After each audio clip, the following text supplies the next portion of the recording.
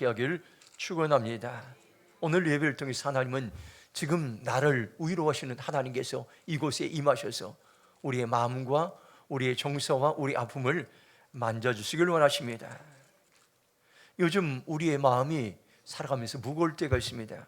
뉴스를 들으면 중동의 전쟁 소식이 끊이지 않고 있습니다. 건물이 파괴되고 생명이 죽어가고 유가가 점점 오르고 경제가 흔들리고 두려움과 불안이 커지고 있습니다. 이대로 가다가 혹시 3차 세계대전이 일어날 수 있다는 불안들이 사람들 가운데 찾아오기도 합니다. 이런 시대의 어려움 속에서 우리들의 마음에 질문들이 있습니다. 하나님은 지금 이 어려운 상을 우리를 알고 계실까? 하나님은 지금 어려운 이 상황과 나를 위로하실 수 있을까? 여러 가지 마음의 생각이 있습니다. 그러나 분명한 것은 하나님은 지금도 살아계셔서 나를 위로하시는 하나님임을 기억하시기 바랍니다. 우리 교회 성도님 중에서 어렵게 지내는 성도님이 계십니다. 힘든 가운데도 강아지를 키우며 하루하루 소망을 가지고 살아가고 있었습니다. 그런데 14년 동안 키워온 강아지가 갑자기 집을 나가게 되었습니다. 얼마나 마음이 힘드셨던지 매일 새벽마다 교회에 나오셔서 한동안 교회에서 울며 기도하고 있었습니다. 동네 사방에 이제 강아지를 찾는다는 벽보를 붙였습니다. 그런데 어느 날 한 제보자로부터 연락이 왔습니다. 영남중학교 근처에서 어떤 사람이 이 강아지를 데리고 있는 것을 보았다는 것입니다. 동네 근처에서 누군가가 데려다가 키우고 있어서 안심이 되고 다시 찾을 수 있다는 소망이 생겼습니다. 제가 강아지를 잃어버린 심정을 다 헤아리지 못하지만 조금이라도 위로하기 위해서 지난주에는 몇 번씩 이제 매일 영남중학교 근처를 돌아다니면서 주위 사람들에게 물어보기도 하고 다시 집으로 돌아올 수 있도록 기도하는 시간도 있었습니다.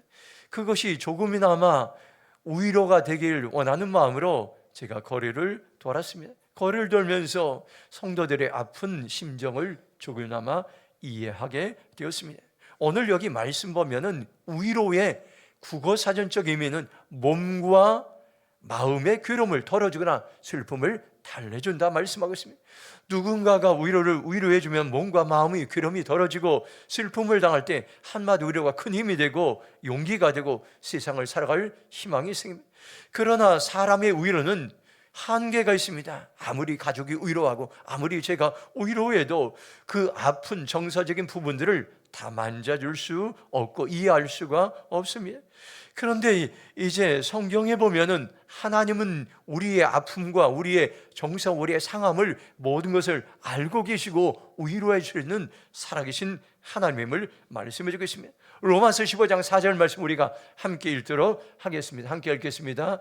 무엇이든지 전에 기록된 바는 우리의 교훈을 위하여 기록된 것이니 우리로 하여금 인내로 또한 성경의 의로로 소망을 가지게 함이니라. 아멘.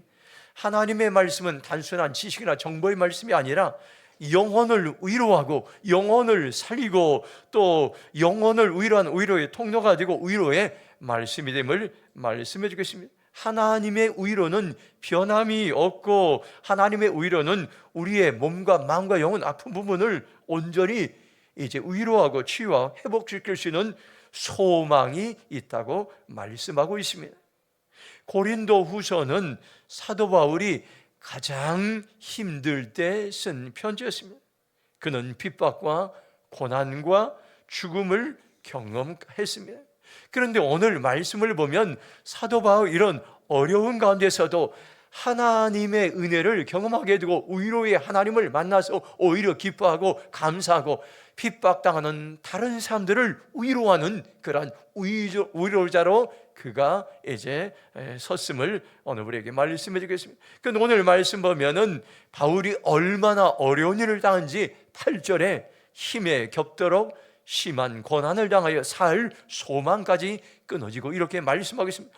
얼마나 힘들었던지 자신이 마치 사형 선고를 받은 줄 알고 그 고통에 극에 달았음을 말씀해 주고 있습니다. 그런데 사도 바울은 그런 어려움 가운데 어떻게 반응했습니까요?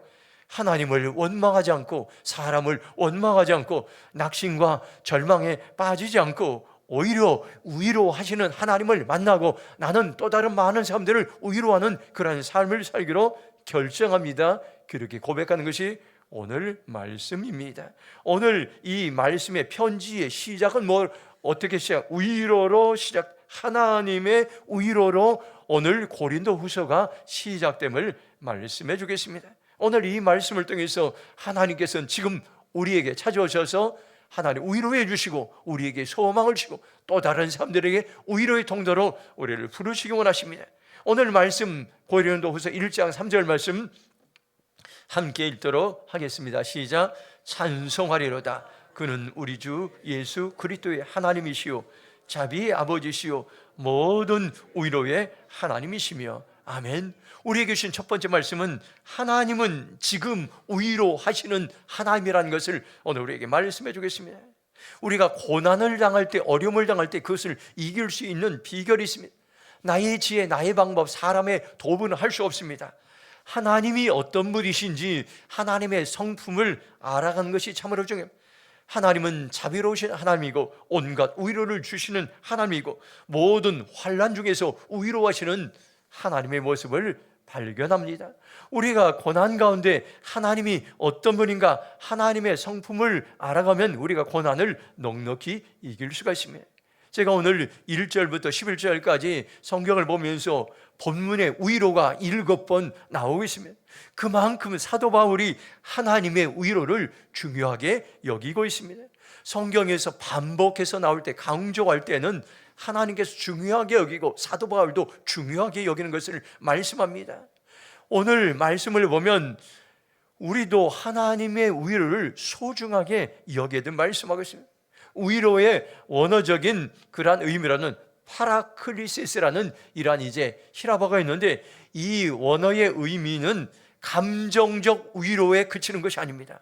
곁에 와서 붙들어주고 다시 일어나게 하는 능력, 다시 살게 하는 이제 하나님의 놀라운 능력이 있음을 오늘 우리에게 말씀해 주고 있습니다. 믿음으로 저와 여러분들 상상해 보시기 바랍니다. 하나님이 지금 나를 위로하기 위해서 이곳에 찾아오셨습니다. 그리고 내 곁에 계십니다. 나를 붙들어 주십니다. 나를 다시 일어나게 하십니다. 나를 다시 살게 하는 하나님의 힘이 오늘 이 시간 나에게 찾아왔다고 여러분들 이렇게 생각해 보시면 얼마나 힘이 됩니까? 여러분, 이사야 40장 1절은 이렇게 말씀합니다.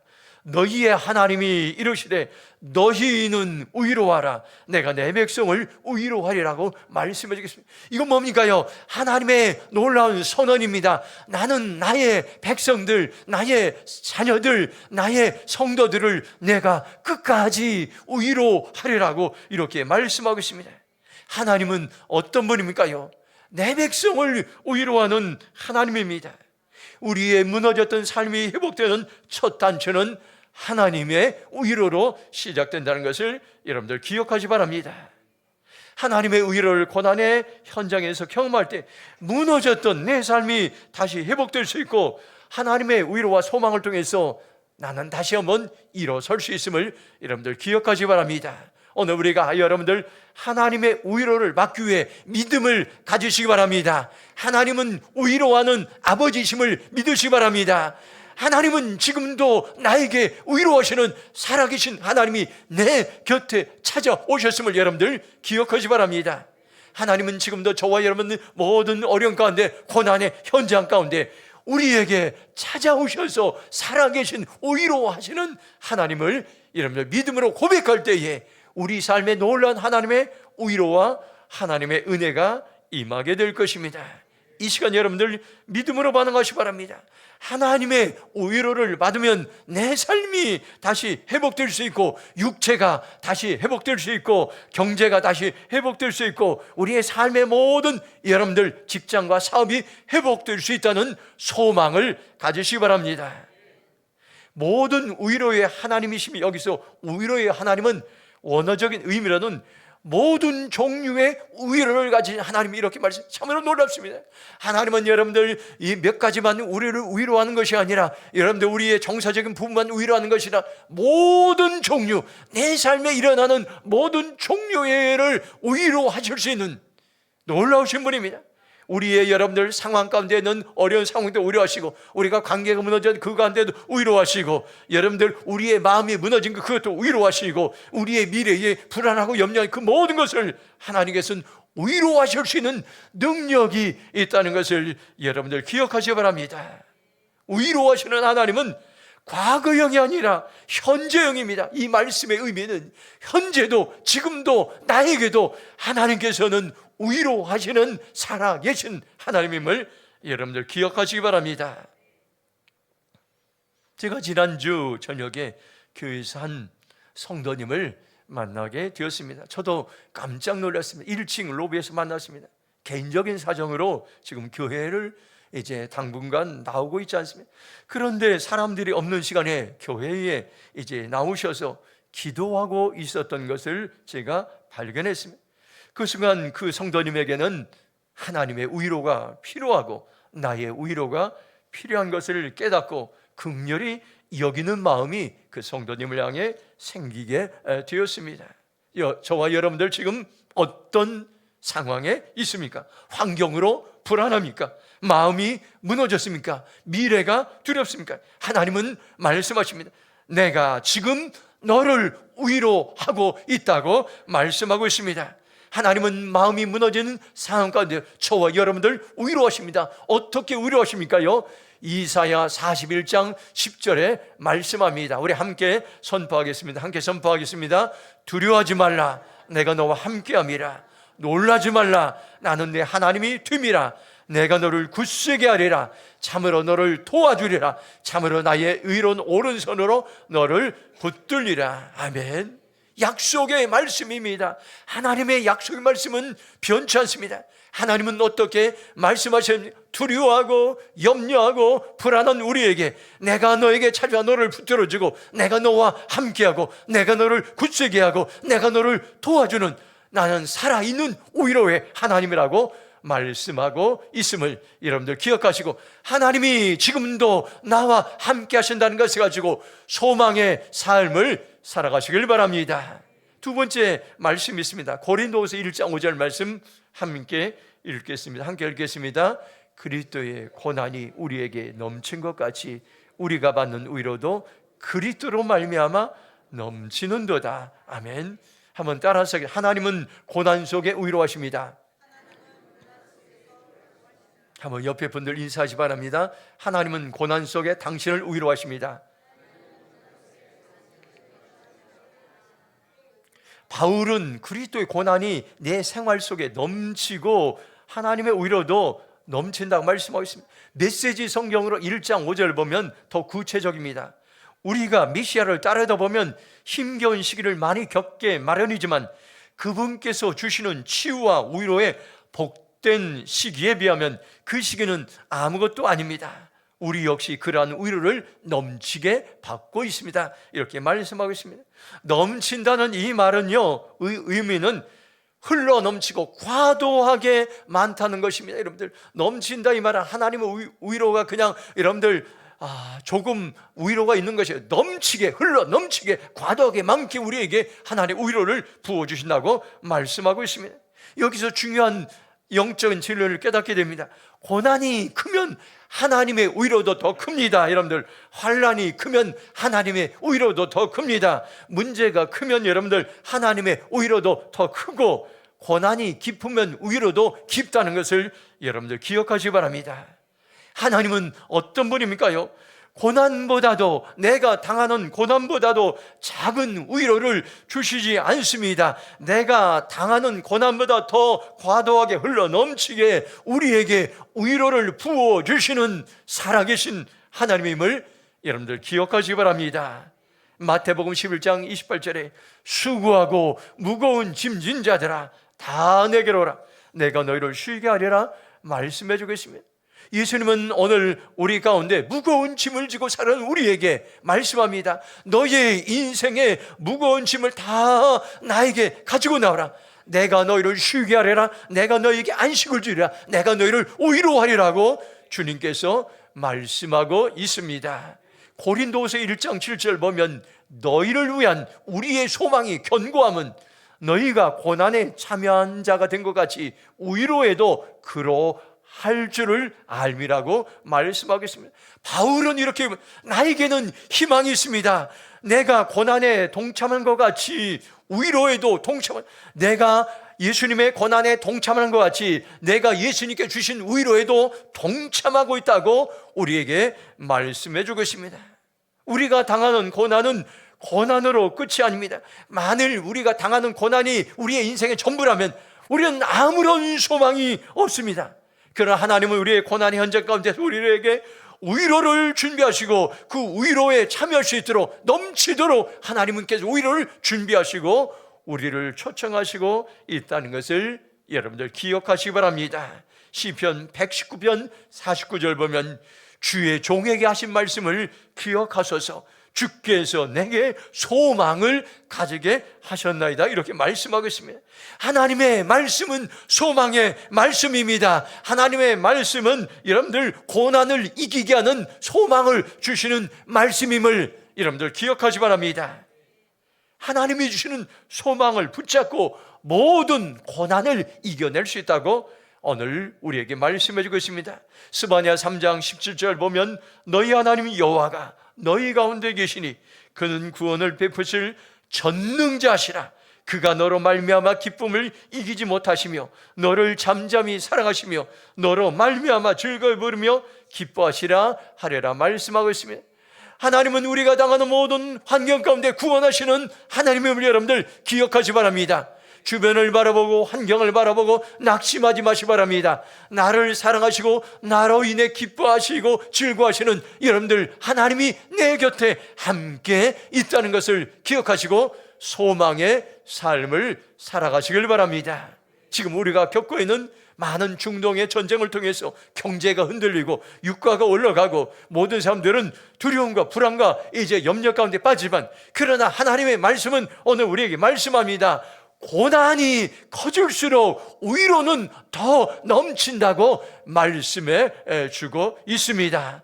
고린도후서 1장 10절 보면 그가 이같이 큰 사망에서 우리를 건지셨고 또 건지실 것이며 이후에도 건지시길 그에게 바라노라 말씀하겠습니다. 하나님은 과거에도 현재에도 미래에도 우리와 함께 계셔서 모든 고난에서 우리를 건지시는 살아계신 하나님임을 여러분들 기억하시기 바랍니다. 고린도후서 1장 10절 표준 세번역 성경을 보면 하나님께서 이렇게 위험한 죽음의 고비에서 우리를 건져주셨고 지금도 건져주십니다. 또 앞으로도 건져주시라는 희망을 우리는 하나님께 두었습니다. 오늘 우리는 희망을 하나님께 두어야 합니다. 희망을 하나님께 두시기 바랍니다. 모든 고난에서 과거에도 건져주셨고 지금도 건져주시고 미래에도 건져주실 하나님을 신뢰함으로 나아가시기 바랍니다. 하나님은 어떤 분입니까? 우리의 모든 과거와 현재와 미래 삶 속에서 우리를 도우시고 소망을 주시는 삶임을 여러분들 기억하시기 바랍니다. 마지막으로 고린도후서 1장 4절 말씀 한번 같이 읽겠습니다. 시작. 우리의 모든 환난 중에서 우리를 위로하사 우리로 하여금 하나님께 받는 위로로서 모든 환난 중에 있는 자들을 능히 위로하게 하시는 이시로다. 아멘. 세 번째 우리에게 주신 말씀은 하나님은 우리를 위로의 통로로 부르시고 있다는 것을 말씀하고 있습니다. 하나님은 왜 여러분들 고난 가운데 우리를 찾아오셔서 위로하십니까요? 내가 여러분들 하나님의 은혜를 통해서 격려받고 위로받으면 또 다른 어려움 당하는 사람들을 찾아가서 위로하라고 말씀. 질병 중에 하나님이 나를 고쳐주고 위로했으면 또 다른 질병 당한 자를 찾아가서 여러분들 위로하시고, 내가 여러분들 내 힘으로 해결할 수 없는 어려운 상황 가운데서 하나님의 위로 은혜를 받으면 또 다른 여러분들 사람들을 찾아가서 고통당하는 사람 찾아가서 하나님의 위로를 전달하는 위로의 통로로 살아가길 원하십니다. 고린도서 1장 14절 세번역 성경을 보면 온갖 환난 가운데서 우리를 위로해 주신 분이십니다. 따라서 우리가 하나님께 받는 그 위로로 우리도 온갖 환난을 당하는 사람들을 위로할 수 있습니다. 이렇게 말씀하고 있습니다. 세상 사람들은 자신이 받는 위로에 만족합니다. 그러나 성경이 말하는 위로는 내가 위로받는 것에 끝나는 것이 아닙니다. 하나님이 나를 위로하시는 목적이 있습니다. 다른 사람들을 찾아가서 위로하고 다른 사람들을 살리기 원하신다는 것을 여러분들 기억하시 바랍니다. 우리가 어떻게 환난 중에 있는 이웃들, 친구들, 가족들, 성도들을 찾아가서 여러분들 위로할 수 있습니까요? 우리가 어려움 가운데 있는 하나님의 위로를 받을 때 이미 다른 사람들을 위로할 수 있는 능력을 보시면 한번 여러분들 그림 보시기 바랍니다. 그 능력을 하나님께 우리에게 부어주십니다. 이러면 이것은 내 힘으로 위로할 수 있는 것이 아니라 우리가 위로가 넘칠 때, 하나님 위로가 넘칠 때 이미 여러분들 그 위로할 수 있는 힘을 주셔요. 능히, 이 말은 나의 힘으로 다른 사람들을 위로할 수 있다는 말이 아닙니다. 내가 하나님께 위로를 받을 때 이미 그 위로 가운데 다른 사람들을 위로할 수 있는 은혜를 부어주셨다는 이 말씀인 것입니다. 이 시간 저와 여러분 모든 환난 중에 있는 자들 능히 위로할 수 있는 그러한 능력을 저와 여러분에게 하나님이 부어주셨음을 여러분들 믿으시기 바랍니다. 하나님의 위로를 받아본 사람만이 진정한 위로의 통로가 될 수 있다는 것을 여러분들 기억하시기 바랍니다. 지금은 오래 지났습니다. 저희가 2018년도 3월과 6월에 제가 남아공에 2번 다녀온 적이 있습니다. 갑자기 이제 파송한 선교사 김종우 선교사가 이제 심장마비로 46살에 하나님 나라에 갔을 때에 그 소식을 듣고 그 다음날 저와 조성훈 권사님이 이제 둘이 남아공 장례 예배에 참석하게 됐어요. 유족들을 위로하고 격려하고 돌아왔습니다. 남아공이 그 당시 얼마나 먼지 21시간 비행기를 타고 여러분 갔습니다. 우리가 위로하는데 전념하여서 그 주변에 이런 식당, 관광지 돌아보지 못하고 바로 예배를 드리고 며칠 있다가 바로 돌아오게 됐습니다. 6월에는 9명의 단기 선교팀들과 함께 남아공에 또다시 다녀오게 되었습니다. 선교사님의 사역을 들어보고 선교센터 봉헌 예배를 드리고 선교사님의 생일을 축하해주고 또 김정은 선교사의 유고를 부린 남아공 최첨단 바닷가에 함께 가서 중보 기도하고 이제 선교사 위로하고 돌아왔던 적이 있습니다. 그때가 바로 2018년도의 일이었습니다. 히브리서 4장 16절 보면 이렇게 말씀합니다. 그러므로 우리는 긍휼하심을 받고 때를 따라 돕는 은혜를 얻기 위하여 은혜의 보좌 앞에 담대히 나아갈 것이라고 말씀해 주것입니다. 예수님은 이 땅에서 우리가 겪는 모든 어려움, 육체적인 어려움, 정서적인 어려움, 우리의 경제적인 모든 어려움을 알고 있고 경험하고 있고 이해하고 계십니다. 그래서 예수님은 내가 너를 이해하니 너는 담대하게 염려하지 말고 걱정하지 말고 낙심하지 말고 힘들고 어려울 때에 내가 너를 위로해 주니 예배의 자리로 은혜의 보좌 앞으로 담대히 나오라. 이 담대히 나오라는 말은 염려하지 말고 걱정하지 말고 근심하지 말고 두려워하지 말고 어떤 상황에 있든지 간에 예배하는 자리로 은혜의 자리로 나오라. 내가 너에게 긍휼을 베풀어 주리라. 은혜를 베풀어 주리라. 내가 너를 위로하리라고 주님께서 말씀해 주고 있습니다. 오늘 예수님께서 우리를 위로의 통로로 부르시고 우리를 세우시고 회복시킨다는 것을 여러분들 기억하시기 바랍니다. 하나님은 여러분들 우리가 다른 데서 인생의 어려운 것들을 위로를 받기 원합니다. 사람에게 위로를 받기 원하는 것이 아니라 그 위로는 오래가지 못하고 헛된 것입니다. 하나님께 남아서 하나님 직접 우리에게 위로해 주시고 위로할 때 엄청난 하나님의 은혜를 보여준다고 우리에게 초청하고 너희는 담대하게 은혜의 보좌 앞으로 나오라고 오늘 저와 여러분에게 말씀하고 있습니다. 고린도후서 1장 5절 보면 그리스도의 고난이 우리에게 넘친 것 같이 우리가 받는 위로도 그리스도로 말미암아 넘친다고 말씀해 주고 있습니다. 이 말씀 뭡니까요? 넘친다는 말은 하나님의 위로는 제한이 없다는 것입니다. 우리를 향한 하나님의 마음은 위로가 넘치길 원하고 위로가 흘러넘쳐 차고 넘치길 원합니다. 그 하나님의 위로를 경험하면 우리는 어려운 세상 살아갈 소망이 생기고 믿음이 생기고 여러분들 용기가 생긴다는 것을 여러분들 기억하시 바랍니다. 우리가 위로의 삶을 지속적으로 살아가기 위한 영적인 원리가 있습니다. 시편 119편 50절 말씀 우리 함께 읽도록 하겠습니다. 함께 읽겠습니다. 시작.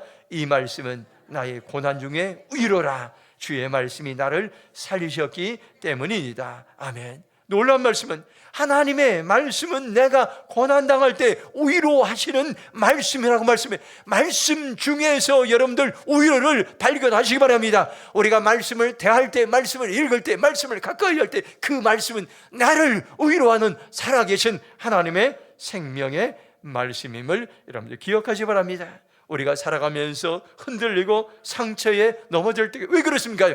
하나님의 말씀이 없기 때문인 것입니다. 우리가 힘들고 어려울 때마다 하나님은 우리 안에 말씀으로 우리를 살리시고 여러분들 회복시킨다는 것을 여러분들 기억하시기 바랍니다. 살리셨다는 이 말은 여러분들 원기를 회복했다는 이런 말인 것입니다. 하나님의 말씀을 들을 때 모든 사람을 위로하고 격려하는 그러한 원기 능력의 말씀이 우리 안에 있다는 것을 여러분들 기억하시 바랍니다. 우리가 살다가 불치병에 걸릴 때, 재물이 다 날아갔을 때, 인생이 바닥칠 때, 그때가 하나님의 위로를 받을 때이고, 그때가 하나님을 찾을 때이고, 그때가 하나님을 만날 때라는 것을 여러분들 기억하시기 바랍니다. 지금 세상은 어떻습니까? 흔들리고 전쟁은 계속되고 불안은 사라지지 않습니다. 세상이 흔들리고 전쟁이 흔들리고 불안에 흔들리고 이런 때에 분명한 것은 하나님은 지금도 하나님의 백성들을 찾아오셔서 위로하고 있다는 것을 여러분들 기억하시기 바랍니다. 하나님은 지금은 저와 여러분에게 말씀하십니다. 나를 위로하시기로 하고 우리 가정을 위로하시기로, 우리 교회를 위로하시고 대한민국을 위로하시기로 하십니다. 지금 이 시간 여러분들 나를 위로하시는 하나님이 이곳에 임하셨습니다. 우리의 영적인 눈이 열려서 여러분들 위로의 하나님을 여러분들 바라보시기 바랍니다. 저와 여러분의 영적인 귀가 열려서 위로하시는 하나님의 음성을 들으시기 바랍니다. 지금 우리의 마음이 열려서 위로의 하나님을 느끼시기 바랍니다. 오늘 말씀을 정리하겠습니다. 하나님은 지금도 위로하시는 하나님입니다. 하나님은 고난 속에서 위로하십니다. 하나님은 우리를 위로의 통로로 부르시고 있다는 것을 여러분들 기억하시기 바랍니다. 이 시간 저와 여러분들 결단하시기 바랍니다. 주님, 제가 하나님의 위로를 사모하겠습니다. 주님, 제가 고난 속에서도 하나님의 위로로 흔들리지 않겠습니다. 주님, 제가 다른 사람을 살리는 위로의 통로로 살아가겠습니다. 그렇게 결단하며 살아가는 저와 여러분의 삶이 되길 주님의 이름으로 축복합니다.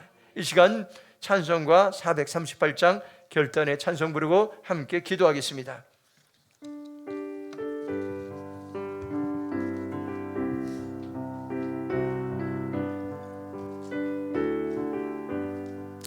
내 영혼이 은총 입어 중한죄치 벗고 보니 슬픔 많은 이 세상도 천국으로 와도다. 할렐루야 찬양하세. 내 모든 죄 사함받고 주 예수와 동행하니 그 어디나 하늘나라 주의 얼굴 뵙기 전에 멀리 매던 하늘나라 내 맘속에 이뤄지니 날로 가깝도다. 할렐루야 찬양하세. 내 모든 죄 사함받고 주 예수와 동행하니 그 어디나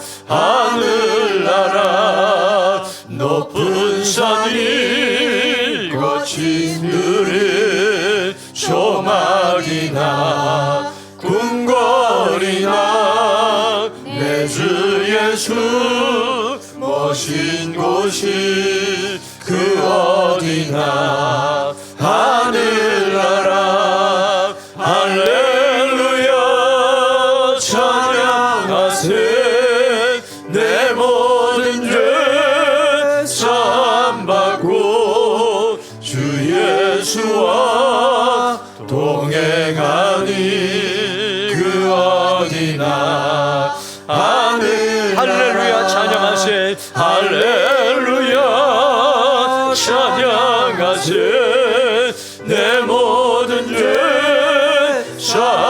사함받고 주 예수와 동행하니 그 어디나 하늘 그 어디나 하늘나라 그 어디나 하늘나라 그 어디나 하늘나라. 오늘 말씀을 기하여 동성으로 기도하겠습니다. 하나님 지금 나에게 찾아오셔서 위로하시는 하나님입니다.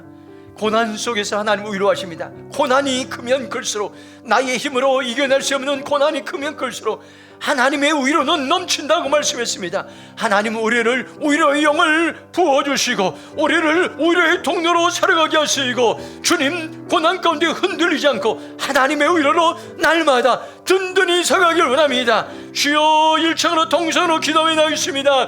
주여 아버지 하나님 감사합니다. 하나님 감사합니다.